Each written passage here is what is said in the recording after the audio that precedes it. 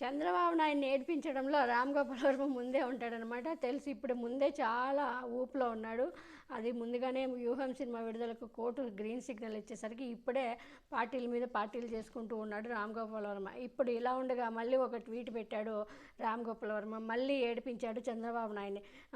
16 విడుదల చేసిన వ్యూహం సినిమాని చంద్రబాబు నాయుడు లక్కీ నెంబర్ అయిన 23వ తారీఖున ఫిబ్రవరి 23వ తారీఖున సినిమా వ్యూహం విడుదల చేస్తూ ఉన్నాను అంటూ కూడా, తర్వాత మార్చి 1వ తారీఖున శపథం కూడా విడుదలవుతుందంటూ ట్వీట్ పెట్టాడు. చంద్రబాబు నాయుడు లక్కీ నెంబర్ 23 అని డైరెక్టర్ ఆర్జీవి ట్వీట్ చేశారు. వైసీపీ నుంచి ఆయన లాక్కున్న ఎమ్మెల్యేల సంఖ్య 23, 2019లో బాబు గెలుచుకున్న స్థానాలు 23, ఆయన అరెస్ట్ అయిన తేదీ 9/9/23 కూడితే 23, ఆయన ఖైదీ నెంబర్ 7691 కూడితే 23, ఎన్టీఆర్ నుంచి లాక్కున్న పార్టీకి వారసుని చేద్దామనుకున్న పప్పు Nara Lokesh date of birth కూడా, పుట్టినరోజు కూడా 23.